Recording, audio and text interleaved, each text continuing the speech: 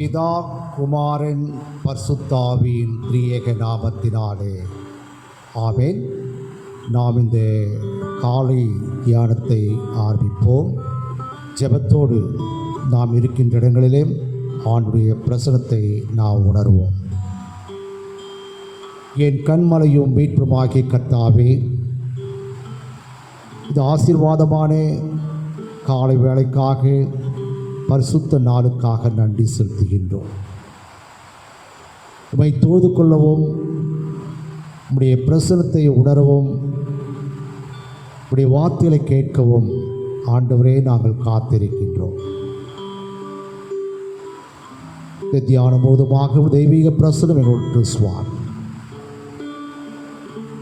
இயேசு கிறிஸ்துவின் இணைய நாமத்தில் வேண்டிக் கொள்கிறோம் ஜீவனுள்ள பிதாவே, ஆமென். நாம் இருக்கின்ற இடங்களிலே நாம் ஆண்டவரை துதித்து மகிமைப்படுத்துவோம். கீர்த்தனை புத்தகத்தில் 824 தாசரே இத்தாரணியை அன்பாய் இயேசுவுக்கு சொந்தமாக்குவோம் என்ற கீர்த்தனையை சேர்ந்து இணைந்து பாடி இந்த காலை தியானத்தை ஆரம்பிப்போம்.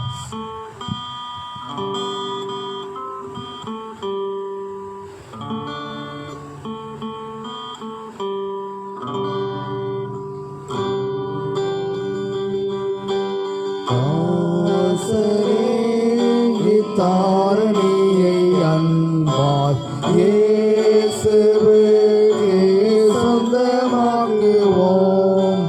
நேசமாய் இயேசுவை கூறுவோம், அவரை காண்பிப்போம், மாவிருள் நீக்குவோம், வெளிச்சம் வீசுவோம். தாசரே தாரணியை அன்பாய் இயேசுவுக்கே சொந்தமாக்குவோம். வருத்தப்பட்டு பாரம் சுமந்தோரை வருந்தி அன்பாய் அழைத்திடுவோம். ஒரே தாயேசு பாவ பாரத்தை, நமது துக்கத்தை, நமது துன்பத்தை சுமந்து தீர்த்தாரே. தாசரே இத்தாரணியை அன்பான் இயேசுவுக்கே சொந்தமாக்குவோம்.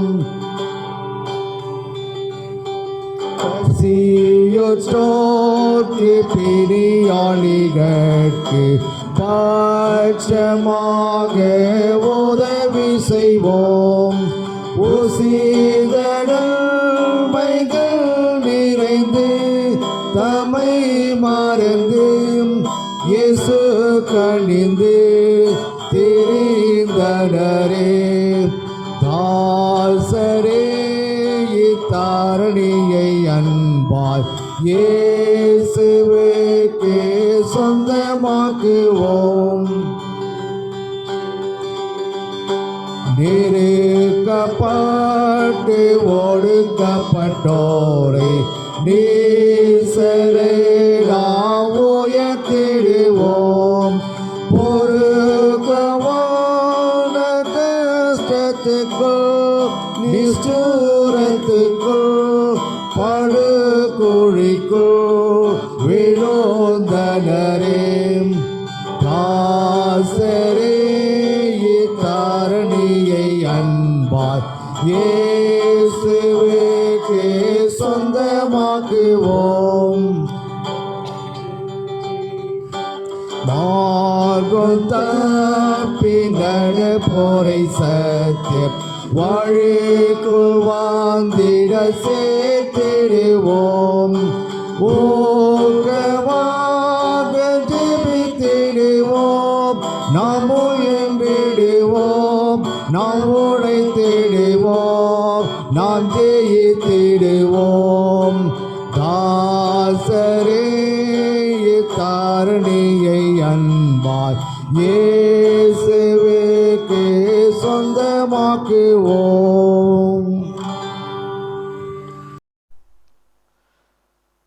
நம்முடைய பிதாவாகிய கடவுளிடமிருந்தும் குமாரனாகிய இயேசு கிறிஸ்துவிடமிருந்தும் உங்களுக்கு கிருபையும் சமாதானமும் உண்டாவதாக. ஆமென். கிறிஸ்துவுக்குள் அன்பார்ந்த திருச்சபையாரே, சகல பரிசுத்தவான்கள் குடும்பத்தாரே, உங்கள் அனைவருக்கும் இயேசு கிறிஸ்துவின் இணைய நாமத்தில் என்னுடைய காலை வணக்கத்தையும் வாழ்த்துகளையும் தெரிவித்துக் கொள்கின்றேன். ஆண்டுடைய பிரதான கிருபையினாலே ஓய்நாளின் காலை வேளையிலே ஆண்டுடைய வார்த்தைகளை தியானிக்கவும் ஆண்டுடைய பிரசன்னத்தை உணரும்படியான ஒரு வாய்ப்பை தந்தமைக்காக ஆண்டவருக்கு நன்றிகளையும் ஸ்தோத்திரங்களையும் எடுக்கின்றேன். இந்த காலை வேளையிலே உங்களோடு தியானிக்கும்படியாக தென்னிந்திய திருச்சபை நமக்கு கொடுக்கப்பட்டிருக்கின்ற தலைப்பு உயிர்த்தெழுந்த கிறிஸ்துவுடன் அன்றாட வாழ்வில் ஒன்றிப்பு. உயிர்த்தெழுந்த கிறிஸ்துவுடன் அன்றாட வாழ்வில் ஒன்றிப்பு. Communion with the risen Christ in daily life. இதற்கு ஆதாரமாக கொடுக்கப்பட்டிருக்கின்ற திருமறை பகுதியை உங்களுக்காக வாசிக்கின்றேன். யாத்திராகமம் 40ஆம் அதிகாரம் வசனங்கள் 34, 38 உங்களுக்காக வாசிக்கின்றேன். அப்போது ஒரு மேகம் ஆசரிப்பு கூடாரத்தை மூடினது. கர்த்தருடைய மகிமை வாசஸ்தலத்தை நிரப்பிற்று. இஸ்ரவேல் வம்சத்தார் பண்ணும் எல்லா பிரயாணங்களிலும் அவர்கள் எல்லாருடைய கண்களுக்கு பிரத்யட்சமாக பகலில் கர்த்தருடைய மேகமும் இரவில் அக்னியும் வாசஸ்தலத்தின் மேல் தங்கியிருந்தது.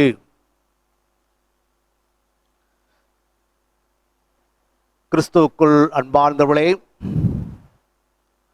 மாதத்தின் முதல் ஞாயிறு இயேசு கிறிஸ்து மரித்து உயிர்த்தெழுந்த பின்பு 3ஆம் ஞாயிறு. இயேசுவானவர் மரித்து உயிர்த்தெழுந்த பின்பு 40 நாட்கள் இந்த பூலோகத்தில் அவர் சஞ்சரித்தார். அவர் உயிர்த்தெழுந்த பின்பு இன்றுடன் 21ஆம் நாள் நாம் அனுசரிக்கின்றோம். ஏறக்குறைய 12 முறை தன் சீடர்களுக்கும் நெருக்கமானவர்களுக்கும் அவர் காட்சி அளித்து, நான் மரித்தேன், உயிரோடு எழுந்திருக்கிறேன் என்று சாட்சி பகிர்ந்தார். இந்த காலை வேளையிலே ஆண்டுடைய வார்த்தை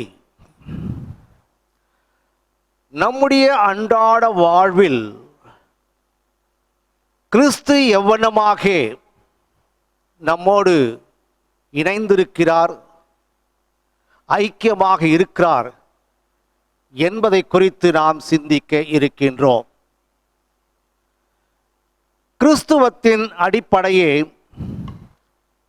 இயேசு கிறிஸ்துவின் உயிர்த்தெழுதலில் தான் அடங்கி இருக்கிறது. அனஸ்டாசிஸ் என்னும் கிரீக்கு வார்த்தைக்கு எழுந்திருப்பது அல்லது மறுபடியும் எழுந்திருப்பது என்ற பொருள் கொடுக்கின்றது. பழைய ஏற்பாட்டு புத்தகத்தில் உயிர்த்தெழுதல் என்ற வார்த்தை சொல்லப்படவில்லை. இருப்பினும் உயிர்த்தெழுதல் நிகழ்ச்சி நடைபெற்றுள்ளதை நாம் அறிகின்றோம். ஆகிய திருமறையிலே மரித்த பின்பு சிலர் உயிரோடு எழுப்பப்பட்டிருக்கிறார்கள் என்ற சத்தியத்தை நாம் காண்கின்றோம். இன்றைய தினத்திலே உயிர்த்தெழுதலை குறித்து குழப்பமான சிந்தனையும் தவறான போதனைகளும் இன்றும் நடைபெற்று கொண்டிருப்பது மறுக்க முடியாத உண்மையாக இருக்கின்றது. இயேசு கிறிஸ்துவின் உயிர்த்தெழுதல் மட்டும் இல்லை என்றால் கிறிஸ்துவம் சில சமயங்கள் போல காலத்தின் மாற்றத்தில் கரைந்து போய் இருக்கும், அழிந்திருக்கும். துன்புறுத்தல்கள்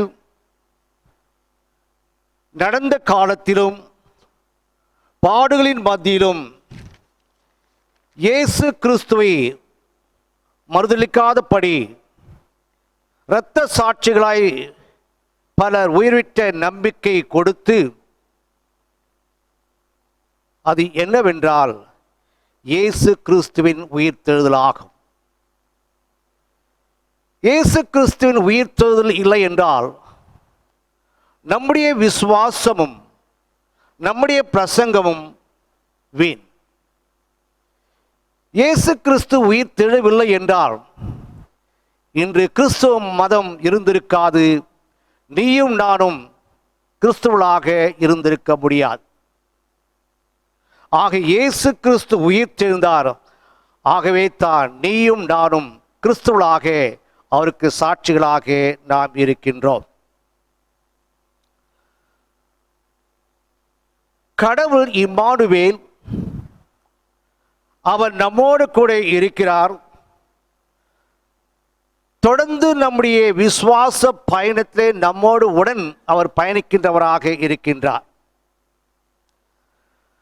நம்முடைய கண்களுக்கு இயேசு கிறிஸ்துவை காண முடியவில்லை என்றாலும் இயேசு கிறிஸ்து நம்மோடு அவர் பயணிக்கிறார் என்ற ஆன்மீக உண்மையை நாம் அறிந்து கொள்ள வேண்டும். How do we experience the invisible presence of God in the midst of the troubles and worries of our faith journey? நம்முடைய விசுவாச பயணத்திலே இன்றைய சூழ்நிலை, கவலைகள், துன்பங்கள் நிறைந்த இந்த சூழ்நிலையிலே ஆண்டுடைய பிரசன்னத்தை நாம் எவ்விதமாக அனுபவிக்க முடியும்? திருமறையிலே 3 நிகழ்வுகளின் மூலமாக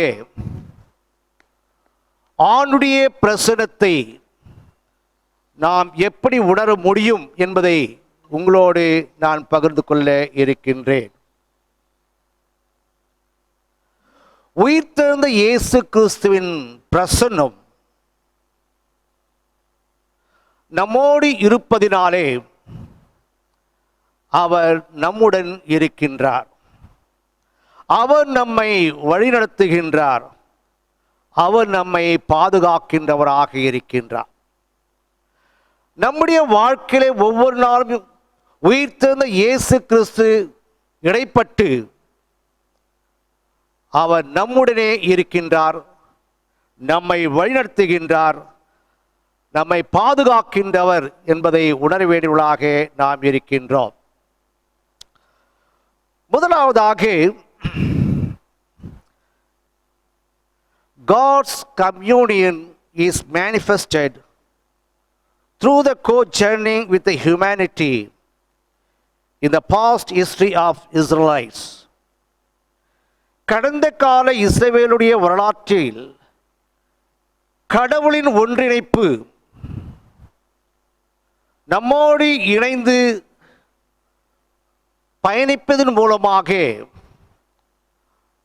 அவருடைய பிரசன்னத்தை நாம் உணர்கின்றோம். இஸ்ரவேல் மக்களுடைய வரலாற்றிலே நாம் பார்க்கும்போது அவருடைய பிரயாணங்களிலே ஆண்டவர் உடன் இருந்தார் என்ற ஒரு சத்தியத்தை நாம் அறிந்து கொள்ள வேண்டியவர்களாக இருக்கின்றோம். ஆங்கிலத்திலே கம்யூனியன் என்ற சொல்லுக்கு ஷேரிங் இன் காமன், பொதுவாக பகிர்ந்து கொள்ளுதல் என்ற பொருளை கொடுக்கின்றது. ஆக கம்யூனியன் என்று சொல்லும் போதே நம்முடைய நினைவுக்கு வருவது திருவிருந்து. ஆக திருவிருந்தில் நாம் பங்கு கொள்ளும் போது ஆண்டவரோடு நெருக்கமாக நாம் உடன்படுகின்றோம், அவருடைய ஐக்கியத்திலே நாம் பங்கு கொள்ளுகின்றோம்.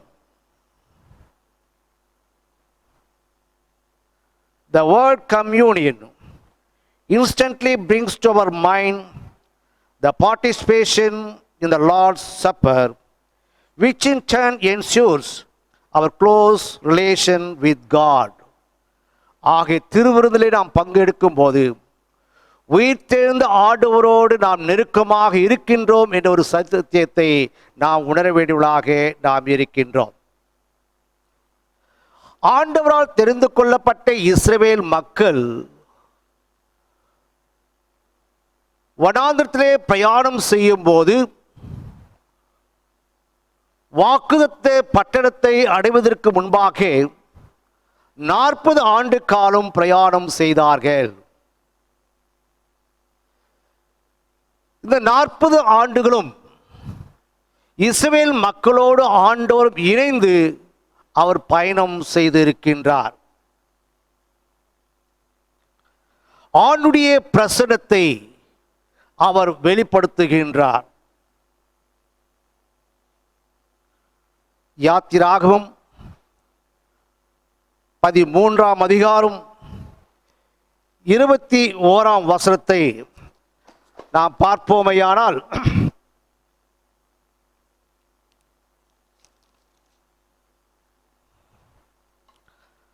யாத்திராகமம் 13:21ஆம் வசனம், அவர்கள் இரவும் பகலும் வழிநடக்கக்கூடும்படிக்கு கர்த்தர் பகலில் அவர்களை வழிநடத்த மேக ஸ்தம்பத்திலும் இரவில் அவர்களுக்கு வெளிச்சம் காட்ட அக்னி ஸ்தம்பத்திலும் அவர்களுக்கு முன் சென்றார். பகலிலே மேக ஸ்தம்பமும் இரவிலே அக்னி ஸ்தம்பமும் ஜனங்களிடத்திலிருந்து விலகி போகவில்லை. இஸ்ரவேல் மக்களுடைய பயணத்திலே ஆண்டவர் முன் சென்று இருக்கின்றார். தன்னுடைய பிரசன்னத்தை அவர் வெளிப்படுத்தி இருக்கின்றார். ஆக பகலிலே மேக ஸ்தம்பமும் இரவிலே அக்னி ஸ்தம்பத்தின் மூலமாக இஸ்ரவேல் மக்களை வழிநடத்தியதை நாம் இங்கே பார்க்கின்றோம். இந்த காலை வேளையிலே நாம் வாசிக்க தெரிந்து கொண்ட பகுதி யாத்திராகமம் 40ஆம் அதிகாரம் 34ஆம் வசனம் 38ஆம் வசனத்தை நாம் பார்க்கும்போது, மோசே இஸ்ரவேல் மக்களுக்காக ஆசரிப்பு கூடாரத்தை கட்டி அதிலே ஆண்டுடைய உடன்படிக்கை பெட்டியை வைத்ததை நாம் பார்க்கின்றோம்.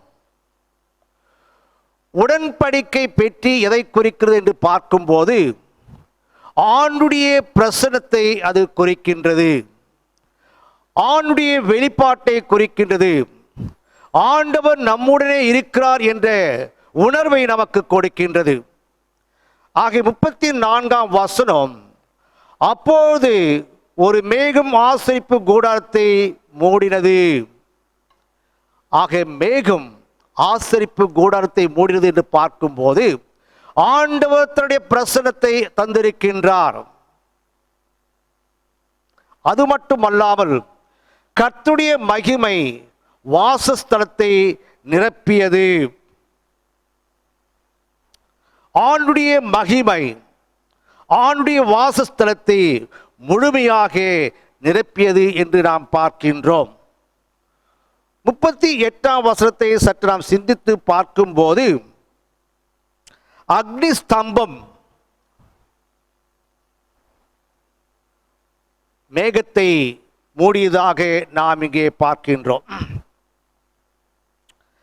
கிறிஸ்துவுக்குள் அன்பார்ந்த திருச்சபையாரே, இஸ்ரவேல் மக்களோடு ஆண்டவர் தன்னுடைய பிரசனத்தை, வெளிப்பாட்டை இங்கே உணர்த்துவதை நாம் இங்கே பார்க்கின்றோம். கடவுள் எப்போதும் அலைந்து திரிகின்ற மக்களோடு இருக்க அவர் விரும்புகின்றார். வேத பண்டிதர்கள் யாத்ராகம புத்தகத்தை தியானித்து சிந்தித்து அவர் சொல்லுகின்ற வார்த்தை என்னவென்று பார்க்கும்போது, இஸ்ரவேல் மக்களோடு கடவுள் தன்னை இணைத்துக் கொள்ளுகின்றார். சமுதாயத்தில் ஒடுக்கப்பட்ட, தள்ளப்பட்ட இஸ்ரவேல் மக்களோடு ஆண்டவர் அவளோடு சார்ந்து இருக்கின்றார், அவர்கள் பக்கமாக இருக்கிறார் என்ற ஒரு சத்தியத்தை இந்த யாத்ராகம புத்தகம் சொல்லுவதை அவர்கள் சொல்லுகின்றார்கள். ஆக மதத்தின் அடிப்படையிலே, கலாச்சாரத்தின் அடிப்படையிலே, ஆண் பெண் என்ற பிரிவின் பெயராலே பிரிந்திருக்கின்ற இந்த சமுதாயத்திலே ஆணுடைய வெளிப்பாட்டு மக்களுக்கு ஒரு மதிப்பையும் நியாயத்தையும் சமத்துவத்தையும் கொடுக்கின்றதாக காணப்படுகின்றது. ஆக யாத்திராகும் 40ஆம் அதிகாரம் வசனங்கள் 34, 38 நாம் சிந்தித்து பார்க்கும்போது, வனாந்திரத்திலே அலைந்து திரிகின்ற இஸ்ரவேல் மக்களோடு அவர் பயணம் செய்து தன்னுடைய வெளிப்பாட்டை தெரியப்படுத்துகின்றார். இரண்டாவதாக நாம் பார்க்கும்போது, திருவிருந்திலே ஆண்டவர் தன்னுடைய பிரசன்னத்தை வெளிப்படுத்துகின்றார். லூக்கா எழுதின சுவிசேஷம் 24ஆம் அதிகாரம் வசனங்கள் 13 முதல் 34 வரை நாம் வாசித்து பார்ப்போமையானால் இதனுடைய சத்தியத்தை நாம் அறிந்து கொள்ளலாம். லூக்கா 24 வசனங்கள் 13 முதல் 33 வரை. திருவிருந்தின் மூலமாக ஆண்டவர் வெளிப்படுகின்றார். மரித்த இயேசு கிறிஸ்து மீண்டும் உயிர்த்தெழுந்து திருவிருந்தின் மூலமாக தன் சீடர்களுக்கு தன் வெளிப்பாட்டை வெளிப்படுத்துகின்றார். இயேசு கிறிஸ்து மரித்தார். 3ஆம் நாள் சீடர்கள் துக்கத்தோடு, வேதனையோடு, கண்ணீரோடு அவர்கள் எம்மாவு பட்டணத்துக்கு சென்று கொண்டிருக்கிறார்கள். இந்த இயேசு கிறிஸ்து, அவை நாம் நம்பியிருந்தோம், அவர் மரித்து போனார், நம்முடைய நிலைமை எப்படி இருக்கும், ரோமர்கள் நமக்கு என்ன செய்வார்கள், யூத மத தலைவர்கள் என்ன செய்வார்கள் என்று அவர் கலங்கி வேதனையோடு சென்று கொண்டிருக்கிறார். இப்படிப்பட்ட ஒரு சூழ்நிலையை இயேசு கிறிஸ்து அவளோடு இணைந்து பயணம் செய்கின்றார். இயேசு கிறிஸ்து அவளை பார்த்து கேட்கின்றார், நீங்கள் ஏன் துக்க முகத்தோடு சென்று கொண்டிருக்கிறீர்கள், எதை குறித்து நீங்கள் பேசிக் கொண்டிருக்கிறீர்கள் என்று இயேசு அவளோடு கேட்கின்றார். சீடர்கள், ஐயா, நாங்கள் இயேசு கிறிஸ்துவை நாங்கள் நம்பியிருந்தோம், அவரை ரோம தலைவர்களும் யூத மத தலைவர்களும் அவரை சிலுவையிலே அறைந்து விட்டார்கள். இதை குறித்து உங்களுக்கு ஒன்றும் தெரியாதா என்று சீடர்கள் இயேசு கிறிஸ்துவை கேட்கிறார்கள். அப்போது இயேசு கிறிஸ்து சீடர்களோடு பேசுகின்றார். வேதத்திலிருந்து சில காரியங்களை எடுத்து சொல்லுகின்றார். தீர்க்கதரிசிகள் சொன்ன யாவையும் விசுவாசிக்கிறதற்கு புத்தி இல்லாத மந்த இருதயம் உள்ளவர்களே என்று அவளை கடிந்து கொள்ளுகின்றார். புத்தி இல்லாத மந்த இருதயம் உள்ளவர்களே, கிறிஸ்து விதமாக பாடுபடுவோம், தமது மகிமையிலே பிரவேசிக்கவும் வேண்டியதில்லையா என்று அவரிடத்திலே கேட்கின்றார். மோசே முதலிய சகல தீர்க்கதரிசிகளும் எழுதின வேத வாக்கியங்கள் எல்லாவற்றிலும் தம்மை குறித்து சொல்லிய வார்த்தைகளை அவளோடு விவரித்து சொன்னார். இப்படி சொல்லி போய்கொண்டிருக்கின்ற வேளையிலே மாலை மங்கியிற்று. சீடர்கள் இயேசு கிறிஸ்துவை அழைக்கிறார்கள். இந்த இரவு எங்களோடு தங்கிருங்கள் என்று அழைக்கும்போது இயேசு கிறிஸ்து அவருடைய அழைப்பை ஏற்று அன்று இரவு அவளோடு கூட இருக்கின்றார். அந்த இரவு நேரத்திலே போஜனம் செய்யும் போது அப்பத்தை எடுத்து பிற்று ஆண்டவரை நோக்கி அவர் பார்க்கும்போது சீடருடைய கண்கள் திறக்கப்பட்டன. இவர் இயேசு கிறிஸ்து என்பதை அவர்கள் உணர்ந்தார்கள். இயேசு கிறிஸ்து உயிரோடு இருந்த போது 5000 பேருக்கு உணவை கொடுத்த போது அவர் அப்பத்தை எடுத்து அண்ணாந்து பார்த்து ஆண்டு நோக்கி ஜெபித்து அந்த நிகழ்வு அவருக்கு ஞாபகத்துக்கு வருகின்றது. அப்பத்தை பிற்கையில் அவருடைய கண்கள் திறக்கப்பட்டது. இயேசு கிறிஸ்து என்று அவர்கள் உணர்ந்தார்கள்.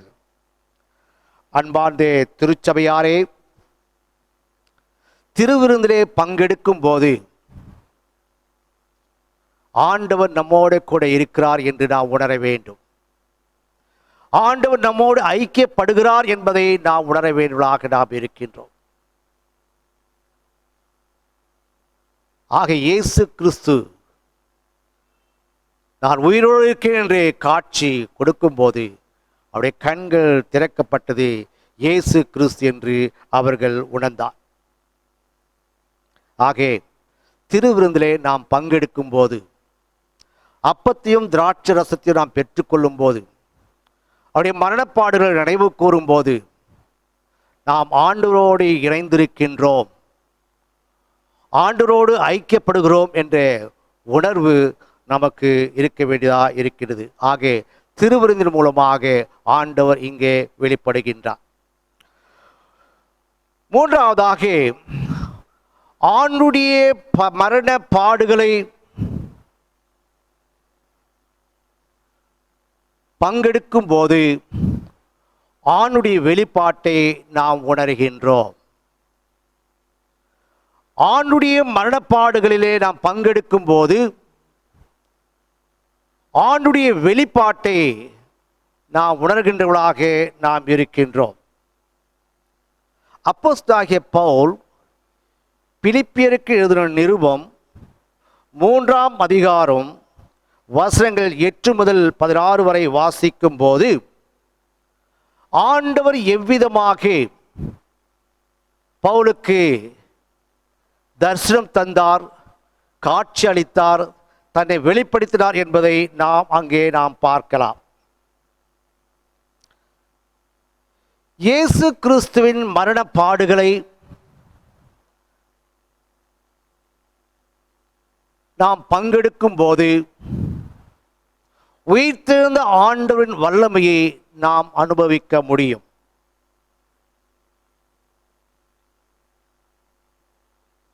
கிறிஸ்துவுக்குள் பிரியமானவர்களே, சிலுவை காட்சி பார்த்து பரிதாபப்படுகின்றவர்கள் 1000 கோடி பக்தர்கள் இருக்கிறார்கள். ஆனால் சிலுவை காட்சி கண்ட பின்பு அவருடைய மரணப்பாடுகளில் பங்கெடுக்கின்ற சீடர்களை ஆண்டவர் அழைக்கின்றார். ஆணுடைய மரணப்பாடுகளில் பங்கெடுக்கின்றவர்களை ஆண்டவர் அழைக்கின்றார். அப்போஸ்தலனாகிய பவுல் இக்கடிதத்தை எழுதும்போது அவர் சிறைச்சாலையிலிருந்து எழுதுகின்றார். ரோமா பட்டணத்தில் உள்ள சிறைச்சாலையிலிருந்து இந்த கடிதத்தை அவர் எழுதுகின்றார்.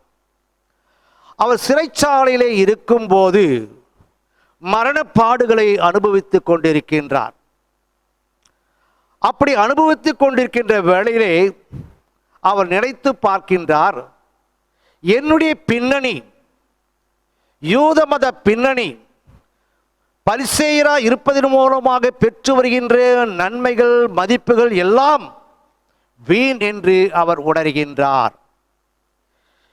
இயேசு கிறிஸ்துவை குறித்த சிந்தனை அறிவித்தான் சிறப்பு என்று அவர் உணர்கின்றார்.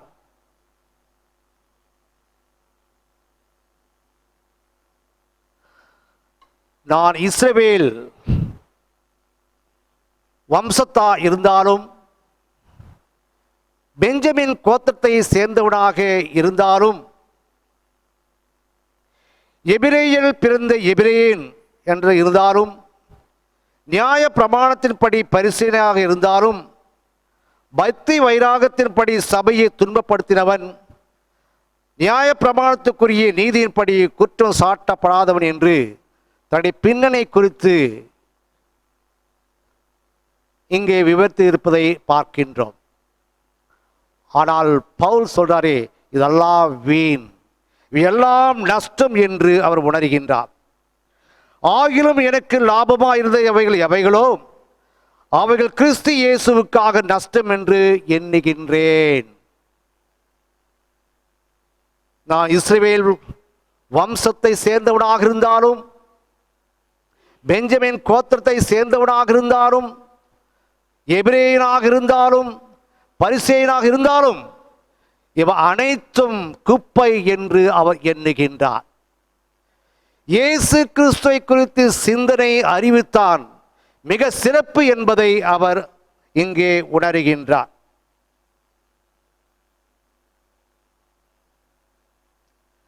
கிறிஸ்துவுக்குள் அன்பார்ந்தவர்களே, அப்போஸ்தலனாகிய பவுல்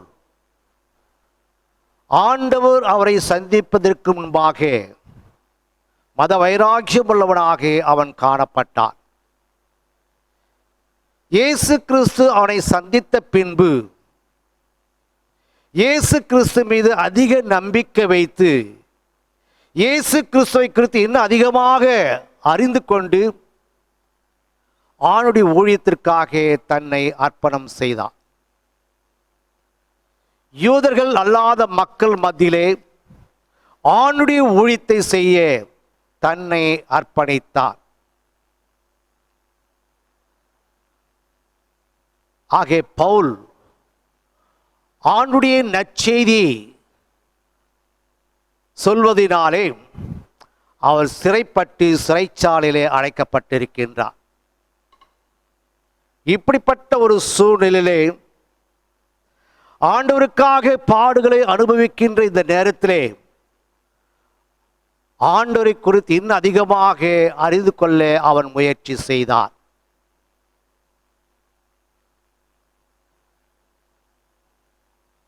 நான் ஆண்டவரோடு இருப்பது நல்லது, ஆண்டவருக்காக ஊழியம் செய்வது நல்லது என்பதை உணர்கின்றார். உலக பிரகாரமாக நான் பெற்றின அனைத்து இன்பங்களும் வீண், ஆனால் இயேசு கிறிஸ்து குறித்து அறிகின்ற அறிவையே சிறப்பானது என்று அவர் உணர்கின்றார். உலக வாழ்வுக்கு பின்பு உயிர்த்தெழுதலுக்காக நம்பிக்கையோடு காத்திருக்கின்ற ஒரு செய்தியை இப்பகுதியிலே நாம் பார்க்கின்றோம். ஆக கிறிஸ்துவுக்குள் அன்பார்ந்த திருச்சபையாரே, இந்த காலை வேளையிலே நாம் சிந்திக்கும்படியாக நமக்கு கொடுக்கப்பட்டிருக்கின்ற தலைப்பு உயிர்த்தெழுந்த கிறிஸ்துவுடன் அன்றாட வாழ்வில் ஒன்றிப்பு. அன்றாட வாழ்வில் உயிர்த்தெழுந்த கிறிஸ்துவோடு ஐக்கியம். நம்முடைய அனுதின வாழ்க்கையிலே உயிர்த்தெழுந்த கிறிஸ்து எவ்வண்ணமாக உடன்படுகின்றார், இடைப்படுகின்றார், எப்படி தன்னுடைய பிரசன்னத்தை நமக்கு வெளிப்படுத்துகின்றார் என்ற 3 சங்கதிகளை நாம் தியானித்தோம். ஆக பழைய ஏற்பாட்டு பகுதியிலே இஸ்ரவேல் மக்கள் வனாந்தரத்திலே பயணம் செய்யும் போது, அவளோடு இணைந்து பயணம் செய்யும் போது கடவுள் தன்னுடைய வெளிப்பாட்டை இங்கே தெரியப்படுத்துகின்றார். இரண்டாவதாக நற்செய்தி பகுதியை பார்க்கும்போது திருவிருந்திலே ஆண்டவர் தன்னுடைய பிரசன்னத்தை வெளிப்படுத்துகின்றார். மூன்றாவதாக நாம் பார்க்கும்போது சிறைச்சாலையிலே ஆண்டுடைய பாடுகளை மரணங்களை நினைவு கூறுகின்ற வேளையிலே, அதில் பங்கெடுக்கின்ற வேளையிலே ஆண்டவர் தன்னுடைய பிரசன்னத்தை இங்கே வெளிப்படுத்துகின்றார். இந்த 3 சூழ்நிலைகளிலே ஆண்டவர் எவ்விதமாக மக்களுக்கு வெளிப்படுத்தப்படுகிறார் என்ற சத்தியத்தை நாம் அறிந்திருக்கின்றோம். அன்பார்ந்த திருச்சபையாரே, நம்முடைய அன்றாட வாழ்க்கையிலே ஆண்டவர் நம்மோடு கூட இருக்கின்றார். நம்முடைய விசுவாச பயணத்திலே ஒவ்வொரு நாளும் ஒவ்வொரு நேரமும் அவர் நம்முடனே இணைந்து பயணம் செய்கின்றவராக இருக்கின்றார். ஆகிய ஆண்டவர் நம்மோடு இல்லை என்றால் நாம் இந்த இடத்திலே இருந்திருக்க முடியாது. ஆண்டவர் நம்மோடு இருக்கிறபடினால்தான் ஆண்டவர் நம்மை சுகத்தோடு வைத்து இந்த காலை வேளையிலே ஆண்டுடைய சத்தியத்தை தியானிக்கும்படியாக ஆண்டவர் கிருபை செய்திருக்கின்றார். ஆக வனாந்திரத்தில் பயணம் செய்த மக்களோடு எவ்விதமாக ஆண்டவர் இணைந்து பயணம் செய்தாரோ, எம்மாவுக்கு செல்லுகின்ற சீடர்களோடு எவ்விதமாக திருவுருளில் ஆண்டவர் தன்னுடைய பிரசன்ன வருகின்ற நாட்களிலே பிறந்த நாளை காண இருப்பவர்களுக்காகவும் திருமண நாளை காண இருப்பவர்களுக்காகவும் நாம் ஜெபிப்போம்.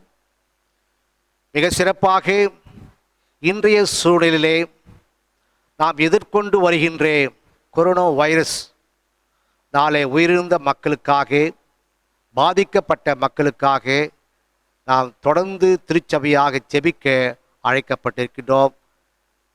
கர்த்தர் நம்மை தொடர்ந்து வழிநடத்தி ஆசீர்வதிப்பாராக. ஆமென்.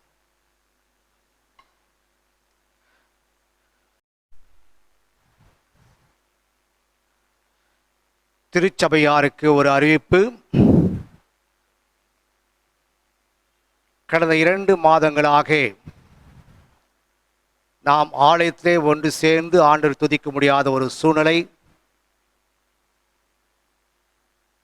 ஆக இப்படிப்பட்ட ஒரு சூழ்நிலைகளிலே லெந்து நாட்களில் திருச்சபையின் குடும்பத்தாருக்கு கொடுக்கப்பட்ட சுய உண்டியல் காணிக்கை, அதை நீங்கள் ஆலயத்திற்கு திருப்பி கொடுக்குமாறு உங்களை அன்போடு கேட்டுக்கொள்கின்றேன். நீங்கள் எப்போது வர சொல்ல ஜான் ஆயத்தமாக இருக்கின்றார். கோயில் பிள்ளை உங்களிடம் வந்து அந்த உண்டியல் காணிக்கையை பெற்று வருவார். அதே நேரத்தில் கடந்த 2 மாதங்களாக நாம் திருச்சபைக்கு செலுத்த வேண்டிய காணிக்கையை செலுத்த முடியாத ஒரு சூழ்நிலை நாம் தள்ளப்பட்டிருக்கின்றோம். ஏறக்குறைய 2.5 லட்சத்திற்கு மேலாக நாம் செலவு செய்ய வேண்டியதாக இருக்கிறது. அசஸ்மெண்ட், எலக்ட்ரிசிட்டி சார்ஜ், மற்ற இதர காரியங்களுக்காக நாம் செலவிட வேண்டிய ஒரு சூழ்நிலை நாம் இருக்கின்றோம். ஆகிய சபையார் தன்னுடைய பொறுப்பை உணர்ந்து இந்த காணிக்கைகளை நீங்கள் அனுப்பி வைக்கும்படியாகவும் உதவி செய்யும்படியாகவும் அதற்காக நீங்கள் ஜெபிக்கும்படியாக உங்களை அன்போடு நான் கேட்டுக்கொள்கின்றேன். நம்முடைய சபையின் செயலர் இதை குறித்து வாட்ஸ்அப் மூலமாக உங்களுக்கு செய்தி அனுப்பியுள்ளார்கள். அதை நீங்கள் சிந்தித்து செயல்படும்படியாக உங்களை அன்போடு நான் கேட்டுக்கொள்கின்றேன்.